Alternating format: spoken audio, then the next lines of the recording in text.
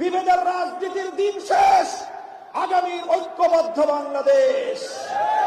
যারা বাংলাদেশকে অতীতে বিভক্ত করে নিজেদের স্বার্থ উদ্ধার করার রাজনীতি করেছে, জুলাই বিপ্লবের মধ্য দিয়ে বাংলাদেশকে বিভক্ত করার রাজনীতি যেভাবে ব্যর্থ হয়েছে, 2024-এর 12ই ফেব্রুয়ারি নির্বাচনের মধ্য দিয়ে বিভেদকামী নতুন ষড়যন্ত্রকারীরা প্রত্যাখ্যাত হবে ইনশাআল্লাহ।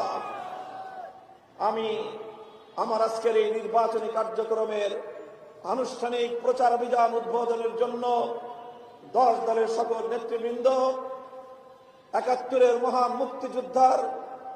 মুক্তিযুদ্ধের বীর মুক্তিযোদ্ধা, 24-এর জুলাই যোদ্ধা, শহীদ পরিবারের সম্মানিত সদস্য সকলকে আমি মঞ্চে আমার পাশে আমন্ত্রণ জানিয়েছি। তারা সকলে মঞ্চে এসে আমাদের সাথে সম্মিলিত হয়েছেন। তাদের সম্মিলিত সকলের সহযোগিতা নিয়ে, সকলের দোয়া সমর্থন নিয়ে এবং তাদের আশীর্বাদ নিয়ে নির্বাচনী প্রচারণা অভিযানের কার্যক্রম শুরু করতে যাচ্ছি ইনশাআল্লাহ। আপনারা সকলেই যার যার জায়গা থেকে আমাদেরকে সহযোগিতা করার উদাত্ত আহ্বান জানাচ্ছি। মনে রাখবেন, আমাদের প্রধান শক্তি হলো সত্যবাদিতা, আমাদের প্রধান শক্তি হলো আমাদের নীতি নৈতিকতা। আমরা উপরে একটা বলবো, ভিতরে আরেকটা করব।